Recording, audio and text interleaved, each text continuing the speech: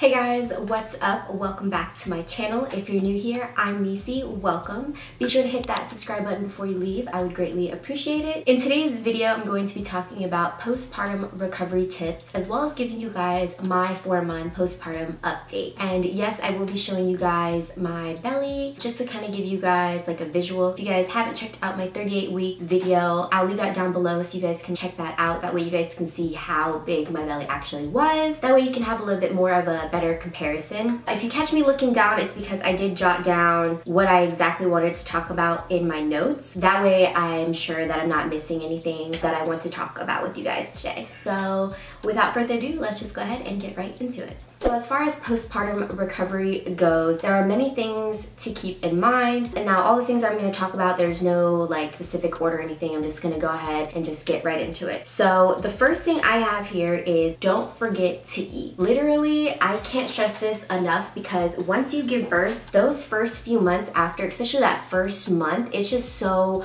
crazy with adjusting to a new lifestyle, especially if you are someone like me and this is your first kid. Just adjusting to the new lifestyle and the new schedule, especially in the first month, maybe first 2 months, the baby basically controls the schedule of the day because the baby's not really on a routine yet and you don't really have a routine yet either. So it's just kind of hard with, you know, having a new baby. You still want to do all the household chores, you know, you still want to have time to be social, and you still want to have time for your loved ones, your significant other. It definitely does get overwhelming, and a lot of times you can forget to eat. And if you are breastfeeding, you definitely don't want to forget to eat, because when you're breastfeeding, you're already giving out so much of your energy, and what you are putting in yourself is what you're giving out back to your baby. So you want to make sure that you are eating more healthier foods, and you don't have to sit there and just like eat everything healthy. You know, if you want to have a takeout, or you know, if you want to have like dessert or whatever, go and do that. Eat whatever makes you feel good, but also try and eat a few nutritious things as well. That way you are giving yourself energy, you're making yourself feel good, and if you are breastfeeding, you are also giving that good energy to your baby as well. The next thing is, if you need help,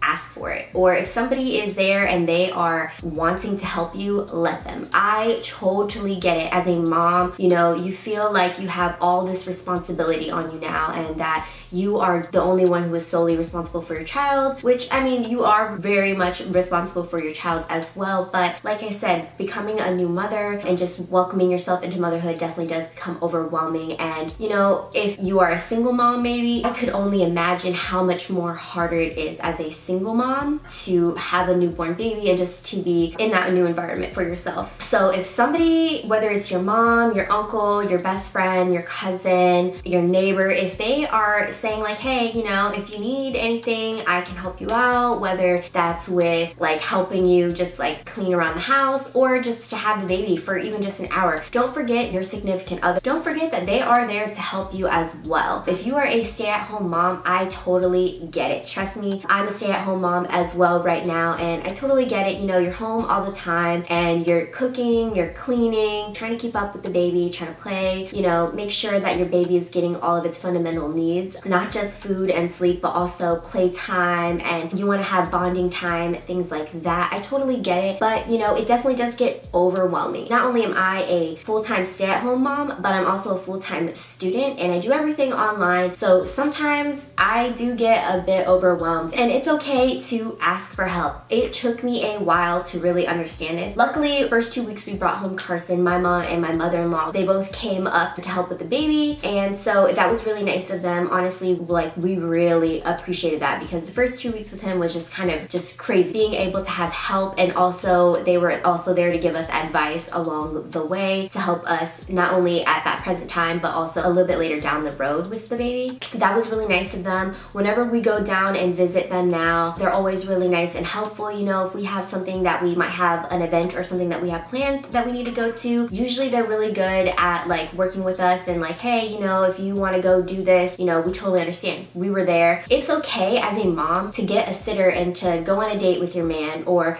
to go out with your girls, or just go out by yourself and just get some time to remember who you are. I will say that when you are new to motherhood, it is very easy to lose yourself and just get caught up in solely just giving all of your energy and just all of yourself to your baby. And I feel like that's where a lot of women end up getting postpartum depression. Of course, there are other reasons and ways for women to get postpartum depression, but I feel like one of the main things is when you are just giving all of yourself and you're forgetting about giving time to you. So even if that's just asking your husband like, hey, can you just watch the baby for an hour? You know, I'm gonna shower and just kind of like get myself together, make myself feel good today. You know what I mean? So don't forget to ask for help. Alongside that, another tip that I want to just go ahead and put in, since they kind of like go together, is don't forget to take care of yourself and love yourself. Whether this is putting on a little bit of makeup every day or just taking a shower and getting dressed, even if you're not going anywhere, you know, you want to make yourself feel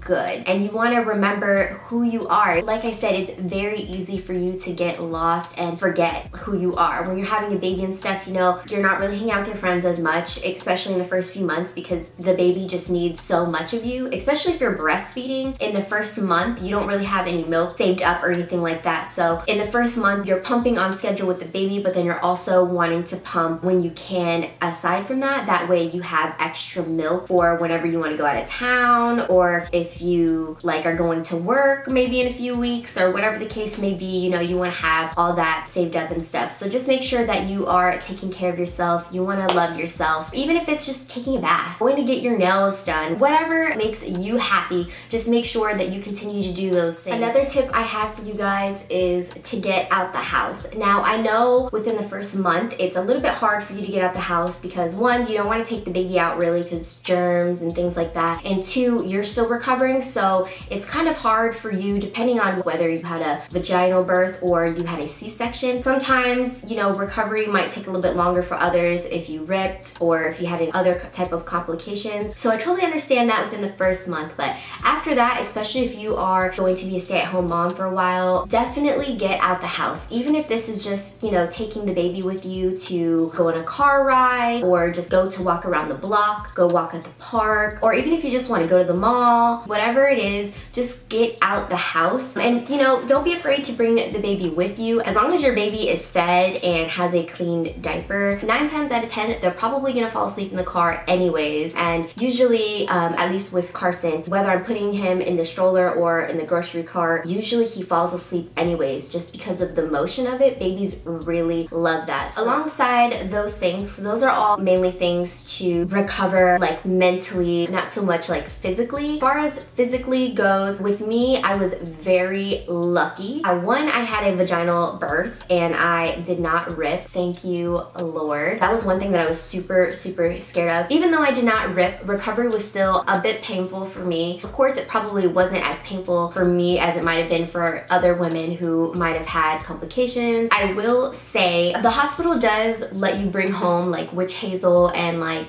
pain reliever spray that you are able to use down there to help you with healing. But once those things run out, you are able to get a refill. My refill though, by the time I ran out, I wasn't able to get a refill for like another month or something like that, because you know, doctors will put like, oh, they can't get a refill until this date. But luckily, before I even gave birth, I had already made like these frozen padsicles. And basically what I did was I bought a pack of pads because obviously I knew after birth, you know, we're gonna be bleeding for some days now. I would say it was about 2 weeks for me until it really kind of just stopped. Some people bleed a little bit longer and some people bleed a little bit shorter. Like I said, everybody is different. And before I even gave birth, when I was in my like nesting stage, I went ahead and bought everything I knew I would need for afterbirth. So I bought pads, I bought panties that I knew I wouldn't care about if they got messed up. I bought a few comfy clothes, some maternity bras, and then what else did I get? I also bought aloe and I bought witch hazel. And the aloe and the witch hazel is what I put on the pads. So basically what I did was when you get the pad, you know, you want to open it up and say this is your pad that's opened up. You just literally want to squirt the witch hazel and the aloe all over it from the top to the bottom, and you want to get a good amount on there. And then basically you just fold the pad back up. What I did is I made about 10 of these, and that was actually all I needed. And I put these inside of a big Ziploc bag, and then I just stored it inside of my freezer. And then a couple weeks later was when I ended up having to give birth. And when I tell you, that was probably the best thing that I ever did. I was kind of iffy about them at first. I was like, oh, I probably won't use them now since like the doctor gave me this spray and these witch hazel pads already. I was like, oh, I'm probably not gonna use them. But once I ran out, I needed them. Pregnancy for me was smooth. Labor and delivery for me was smooth. But recovery for me is really what gets me. Honestly, recovery was just so...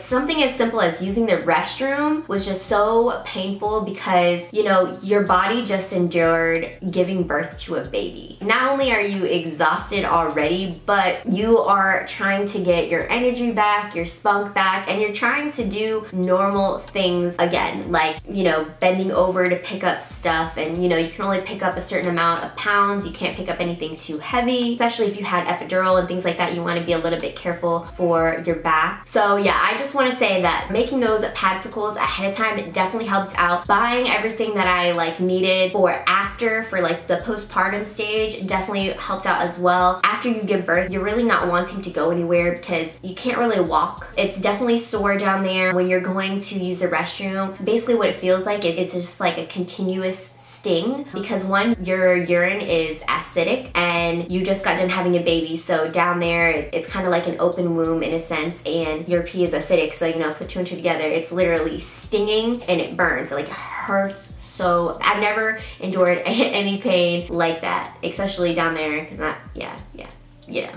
What else? Oh, another thing that also came in handy from the hospital is they give you like this little squirt bottle. I'll insert a picture somewhere on the screen here so you guys kind of know what I'm talking about. But they give you this little squirt bottle that really does help you. They tell you to use it while you are using the restroom. You know, you want to put pretty warm to hottish water in there so it kind of cancels out the acidity from your urine. That way when you are using the restroom, it kind of helps a little bit better and you don't really feel the pain all too much. Now, I think my last recovery tip for you guys would be to sleep when your baby sleeps. Now, I will say, at first I didn't really do this, at least in the first 2 weeks, because I still wanted to like do the laundry, I wanted to clean the house, I wanted to like help with cooking. I did have my mom and my mother-in-law luckily to help us for the first 2 weeks, and so they would cook and they would actually clean for me, and they would tell me like, you know, sit down, go to sleep, whatever. But I'm just such a, I don't know, I just wanted to still do all the things that I did before, so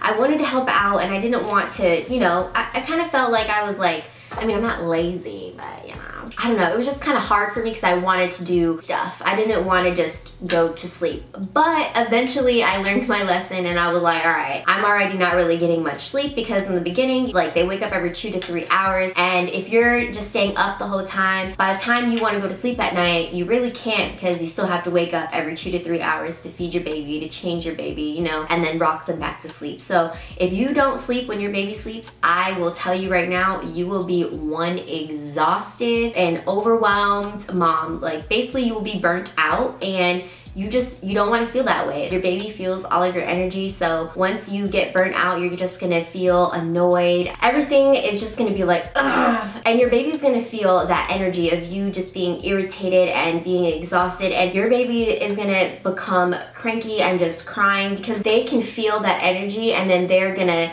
kind of give you off that same energy. I'm not sure if I'm like explaining that right, but yeah, I hope you guys kind of get the gist of what I'm saying there. But definitely sleep when your baby sleeps, because that's pretty much when you're gonna sleep. So we're almost done here. Let me see. The last few things I have is working out. As far as workouts go, I've been to the gym maybe about 2 or 3 weeks in total in this whole like 4 months, which technically it's about 2 months because you have the whole like 6 to 8 weeks where you can't work out or do anything really. And I haven't really been pressed about going to the gym, because on the days that I haven't been going to the gym, I have been doing at-home workouts. I will say though, I'm pretty happy with my body. There are a few things I do want to work on. I do want to tone my stomach up just a little bit, but I'm not too pressed about the weight that I'm at now. I actually like the weight that I'm at now. But yeah, so last but not least, I will go ahead and show you guys my belly. So I'm wearing PJs well, my pajama bottoms, okay, don't mind me. But this is my tummy. I was lucky enough not to get any stretch marks. Again, thank you, Lord, up above. But yeah, so this is my one side of my belly, front, and then my other side of my belly. I will say another thing that played a really good role in having such a great recovery for me was when I was pregnant, I did try to eat pretty healthy, and alongside that, I did try to be as fit as possible. I went to the gym as much as I could up until about my 3rd trimester. My 3rd trimester, I probably only went to the gym like for the first month of it, and then after that I was just getting too exhausted, so I would just do little at-home workouts, and I would only probably do those about maybe 2 to 3 times a week because I was just getting so tired. So yeah, I will say that being fit and healthy really did play a big role in my like recovery stage as far as like slimming out and things like that. But yeah, if you guys have any other questions as far as like postpartum goes or